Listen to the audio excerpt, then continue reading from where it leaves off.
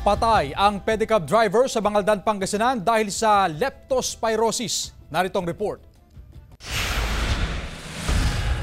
Balot ng pagdadalamhati ang ama ng isang 41 anyos na pedicab driver na si Sammy Reyes mula sa Sitio Capaldua, Barangay Gigilonan, Bangaldan, Pangasinan matapos masawi dahil sa leptospirosis. Ayon sa pamilya, nakaramdam ng lagnat at pananakit ng katawan si Sammy.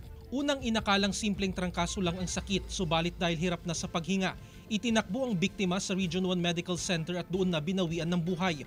Ayon sa ama ng biktima na si Mang Mario, posibleng ang tubig baha sa labas ng kanilang bahay ang maaaring sanhi kung bakit tinamaan ng leptospirosis ang anak.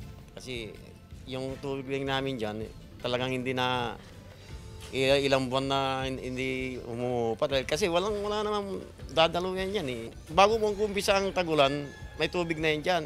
Kaya pag lumakas ang ulan, mas lalong tataas ang tubig sa kalsada. Ayon sa Gigilonan Barangay Council, nakapagpadala na sila ng resolusyon sa kinauukulan upang makahingi ng tulong sa pagpapagawa ng drainage sa kanilang lugar. Sa tala ng CHD1 as of September 21, 125 leptospirosis cases na ang naitala sa rehiyon kung saan 22 ang namatay. Inaasahan pa umanong mas tataas ang bilang ngayong panahon ng tag-ulan. Magsuot ng botas para hindi po tayo ma-expose sa maruming tubig. Ilan sa mga sintomas ng leptospirosis ang mataas na lagnat, panginginig ng katawan, pamumula ng mata, paninilaw ng balat at kulay tsaang ihi.